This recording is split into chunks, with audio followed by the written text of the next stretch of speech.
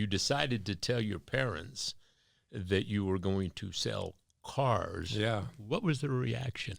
Well, I remember it very clearly. I told my dad, and we were on the back deck of the house I grew up in, and they still lived in.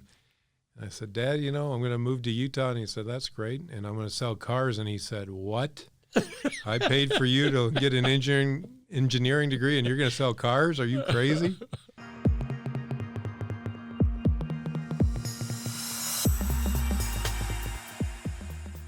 Welcome to Motivational Mondays, conversations with David Ibarra, and today we have as our guest, Chris Hemmersmeier. Chris, Hi, David. Welcome. Thank you. Glad to be here. Tell me, I want to start off by you telling us a little bit about who you are and what you represent, the company that everybody in Utah will know. Sure. As you said, my name's Chris Hemmersmeier. I've been in the car business in Utah since 1991 when I started selling cars for my father-in-law, Jerry Seiner. I grew up in a suburb of St. Louis. I was the oldest of 6 kids and went to college to get an engineering degree of all things because I knew I could get a job. Worked in engineering for a few years. Didn't like that so much, but the good thing about that was I met my wife at college. And she was from Utah. I was from St. Louis, as I said, and we decided after we decided to get married, we decided to move somewhere where we had family, and I liked the weather in Utah better, so we came out here. So were you a skier? I wasn't. My wife taught me how to ski, and Is that right? she didn't tell me how to stop, so my first trip down the hill, I got stopped by a fence, so that was my introduction to skiing. So many people come here and they they look at these mountains, and it's really easy to live in Utah. I happen to be born in Salt Lake City and left for 10 years, but like a pigeon, I came home. Good for you. Tell us about, so you went into engineering, and how long did you work in that, and was that here in Utah? No, that was in Chicago, and I worked for a big consulting company as basically designing database systems for software type applications.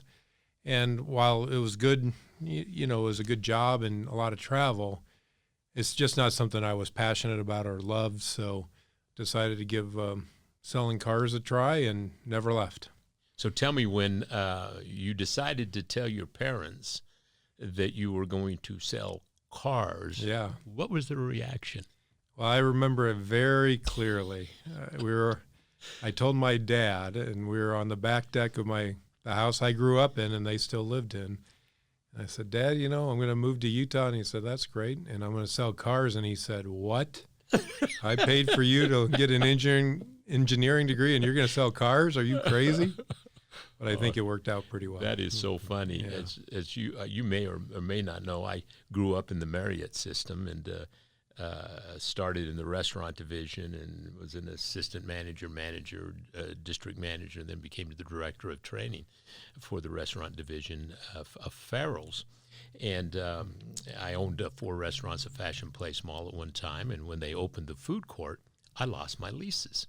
So I decided, hey, what was I going to do with the skills of creating themes and different kinds of cultures to make an experience different? And I looked at the car business, who a lot of the dealers, Gordon Wilson and Larry Miller, used to come into my restaurants, and I thought, I'm going to investigate that business because I think they could use my skills. So I went home, and I told my wife at the time, I'm going to sell cars. Oh, my goodness, what are we going to tell our friends? I said, no, I want to sell cars. And it was funny. By the way, when I started, I chose to sell cars 6 months for Stephen Wade. And I had it in my head. I was doing a white paper on understanding it. Then I was going to go to an entity that was known for training. And it was Jerry Seiner. And really? I went to work at the Bountiful store, and your father-in-law used to come in and do some of the sales meetings, and I spent 6 months there. And then I went to Dowley's to learn aftermarket, and then I presented my white paper to one of the manufacturer reps who directed me to where I ended up in became a general manager for 10 years. That's an awesome story. Tell me your story and growth within the Seiner. Well, as I said, I started selling cars in 1991, and a lot of people wouldn't have said I have a natural salesperson personality, but I do have a personality that likes to follow process, and I'll work hard at it. And our company, even at that time, did a great job training new salespeople and fostering, their vision of success. And so I sold cars for a number of months and was pretty good at it. And then my father-in-law said, "Hey, I got good news. I'm going to promote you." And I said, "Great. What am I going to do?" And he's like, "You're going to learn used cars. So you're going to be the used car detailer." So Really? So then he made me go detail used cars for a while and learn the used car business from that perspective. And then luckily that didn't last too long, and then just kind of progress through the natural things that you might think of. And just out of curiosity, what general manager did you work for and helped coach, encourage, and develop you? Well, a couple of them come to mind, but do you remember a gentleman named Rex Allred? I do. And Dave Casto. Dave Casto was just off the hook good as a developer of people. And when I was detailing cars, Gary Craig was the used car manager at the time at that Midvale store. So I remember working for Gary, and he taught me how to write used car liners that we would fax in every week to the newspaper. If you remember what a newspaper is, I'm sure you do. Yeah, well, I in the training that we do as far as, internet, handling the first response that we get in our business now, those that are old enough to remember the liner ads and handling it, it's funny how things go full circle, but that now is the way that you do it as far as posting something on a site is very much the same as the liner ads that we used in the Deseret News or the Salt Lake Tribune. It's exactly the same. You just didn't have a picture back then. That's exactly right. So what happened next? When as far as your growth and getting into the executive role? Well, eventually I became a general manager at that North Salt Lake store that you worked at. And then when Dave Casto moved to Atlanta and he joined the AutoNation group way back in the day, I took over our flagship store at 21st South, which is Chevrolet. Eventually in 2012, I bought out my father-in-law, and in 2013 I bought the real estate from him. Wow. And we've grown since then. Unfortunately, we lost Jerry in 2017, but he was a great mentor for me and for our organization.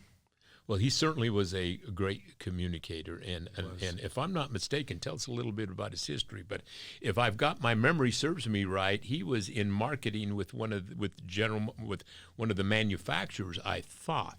So he grew up in Dearborn, Michigan, which is the home of the Ford Motor Company. His father, my wife's grandfather, was Henry Ford's personal electrician.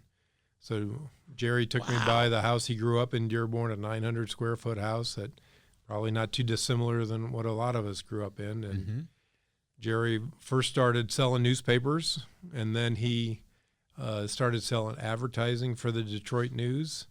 Eventually, he started selling advertising for the Wall Street Journal in Detroit. So he would sell advertising to Ford and GM and Chrysler. Right. He saw that a lot of the executives at those companies were putting their kids into dealerships, and he thought, this might be a good idea.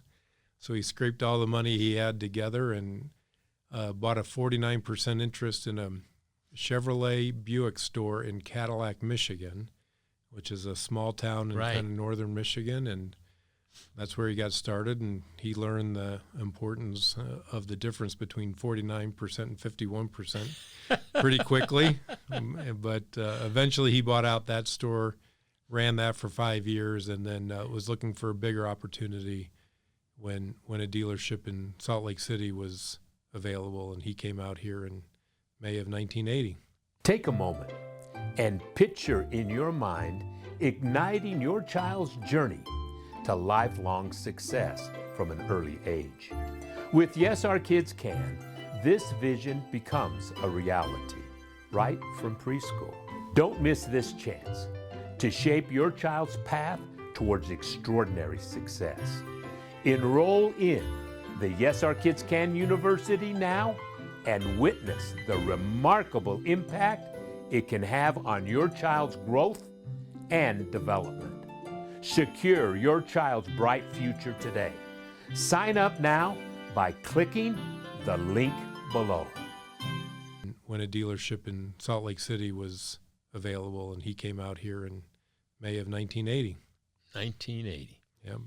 Well, I just some of the times, and particularly if we've worked a long time and we're at the age of the fourth quarter of our careers, something just popped in my head that I got a call from your father-in-law, and I had left Henry Day because it was sold, and I was doing some work consulting, and I got a call from your father-in-law, and I went down to visit him at your location in Salt Lake City, and I'll never forget. He says, "Well, I bet you're wondering why I asked you to come here." And I said, "Well, yeah, Jerry, Mr. Seiner, I never called him Jerry." And he says, "I want to be your mentor and support you in trying to get a GM store. I've decided that I've got to." And so I was flattered, and I did apply, and they offered me some Saturn stores, and your father-in-law said, "No, David, I don't think I would do that." And but he was just so gracious to even think of me that to help me apply and get in the dealer development program for GM. Later on, I ended up getting a contract doing some consultant work for the dealers that were Really involved in that for the Ford Motor Company. I didn't know that story. Yeah. That's a great story. But he was always very innovative and very structured. And I believe it was one of the only, at that time, entities that really had a strong training program. Yeah. He definitely believed in training and developing people, and that's a part of the DNA of the Jerry Seiner Dealerships that we like to continue to this day. So tell me about Jerry Seiner. What has it grown to? What is your a purpose? What is your theme? What are you most proud about when it comes to Jerry Seiner? Well, one of the things I'm most proud of is that we have continued in his vision of making friends to last a lifetime. And since I bought the stores in 2012, we've grown to two other states. We're now in Las Vegas, Nevada, and Arizona, and we've doubled the size of the company in the last 5 years. And what that's really allowed us to do is give the people that have grown up in our organization the opportunities. They don't have to wait for somebody to retire to get their shot at the next level up or whatever that might be to achieve their good news. Right. And that's one of the things I'm most proud of. And we love being a part of the communities that we're in. And we've been very blessed and lucky. You've also served the Utah New Car Automobile Dealers Association in leadership roles as well. Tell us a little bit about that and what it means. Well, I think it's very important to support your associations, and the Bickmores have done a great job over the years, and it's a member organization, and we all have to do our part and take our time and do that. And I was fortunate enough to go through those chairs and served as the chair 1 year, and I still am a part of the board and serve as part of the legislative committee today because, as you know, the manufacturers don't necessarily want to play fair all the time with the dealers, and we have to make sure our interests are protected. And many people that may be listening that don't understand the industry in which we both belong is that the manufacturer has asked families to invest their family savings and really all they have in building facilities and buying ground and changing them every 7 to 10 years, which are millions of dollars. And in the legislature, basically what the automobile dealers of Utah just want to ensure that there's a balanced a playing field, if you will, that the manufacturer can't just walk away from some of the investment is given by the small businesses in the state or across this country. Right. They maintain huge control of our businesses. It may not appear that way to the public, but they really do. And as you noted, they have great demands on our building, our facilities, what it looks like.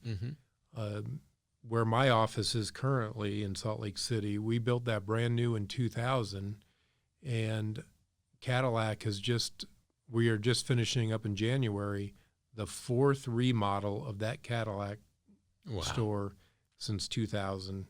And it's not because the old one wasn't working or wasn't nice. It was very nice. But somebody says, oh, we like sandstone, and so you got to redo everything with those colors. And now somebody likes something else, and they make us redo that. And you invest millions and millions in real estate, and it doesn't necessarily help you sell another car or take care of a customer any better. And I just just had an opportunity to see the new Chevy facility look, which one of our clients is I believe is going to be one of the first built in Vernal. But it's way different. When you look at the difference of it, and if you've built buildings before, automatically you can see, wait a minute, this is not going to be a facelift. Yeah. This is going to be the removal of the entire cells floor and replacing it in order to get that glass look that they're coming out with. It's going to be very challenging. Yeah, that's going to be $3-4 million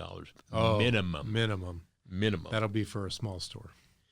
You know, oftentimes automobile dealers don't like to talk about some of the things they do in giving back, but I think it's important for us to chat about that because I'm involved with about 60 automobile dealers across this country, and the work that our group does in communities is really something that should be shared. Can you tell us a little bit about the Jerry Seiner Group and what you do in the area of community service? Well, you're right. We don't like to talk about it necessarily, but we do a few things at the dealership level. I mean, we're in the holiday season just about now, and a lot of our employees all year long raise money for Sub for Santa, and we adopt lots and lots of families every year to help with that.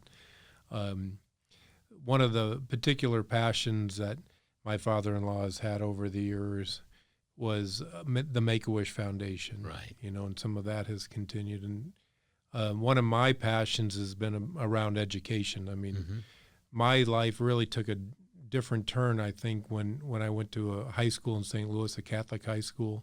And so I've been very supportive of Catholic education, both here in the state of Utah and, back in St. Louis and in some of the places where my kids went to school in Chicago and in California.